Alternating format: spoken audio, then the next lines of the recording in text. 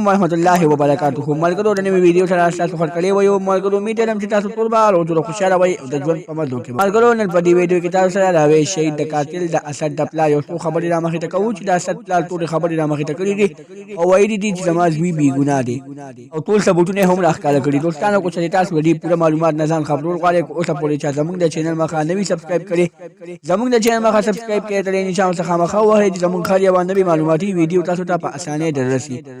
ملګرو د ویډیو کتونه مخکې تاسو ته دا یادونه کوو چې اویس د ضلع چارسري په خلیچن مندني علاقه کې اوسېدو اویس ډېر ښه ماشوم و اویس ډېر ذهین او هنرمند هلک و ځکه چې هغه اسلامي کالج پېښور کې سبق ویلي د پلار د الها په هغه باندې څه بوج نه و د مور د الها خو هم څه بوج نه و او بیا هم څه ظالمانو ډېر بې دردۍ سره قتل کړو دوستانو د اویس د قتل حادثه داسې راپېښه شوې وه چې د اویس د کارونه چوټیانو د وجې نه کور ته راغلی و چې ظالمانو پرې نه غوښتو او ډېر بې دردۍ سره یې قتل کړو اویس چې په کومه ورځ باندې قتل شوی په هغه ورځ باندې د هغوی په کلي کې څه واده او پروګرام په هغه پروګرام کې هغه قاتلانو د هغه واده نه موقع واخیسته او اویس یې قتل کړو بیا چې د هغه تفتیش وکړ قاتلان یې معلوم شول قاتلان بل څوک نه بلکې د اویس د خپلې خور خاوند و او د هغه د تره زامن و خو چې کله به قاتلانو الزام قبول کړو چې او مونږ د قتل کړی دی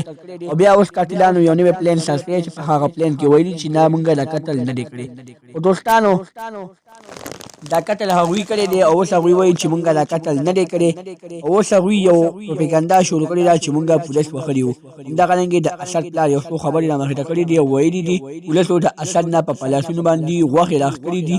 په هغه ځای ورته بیا منچکي او مالګه اچولي دي او بیا یې ډېر بې دردۍ سره وهلي دي او په سر یې ورته تمانچه ایښې ده خو چې تاسو د اویس قتل قبول نه کړو نو مونږ به تاسو مړه کړو دوستانو نو زما بچي د هغې نه وې ویلېدل او بیا یې قتل قبول کړو دوستانو دا د اسد د پلار خبرې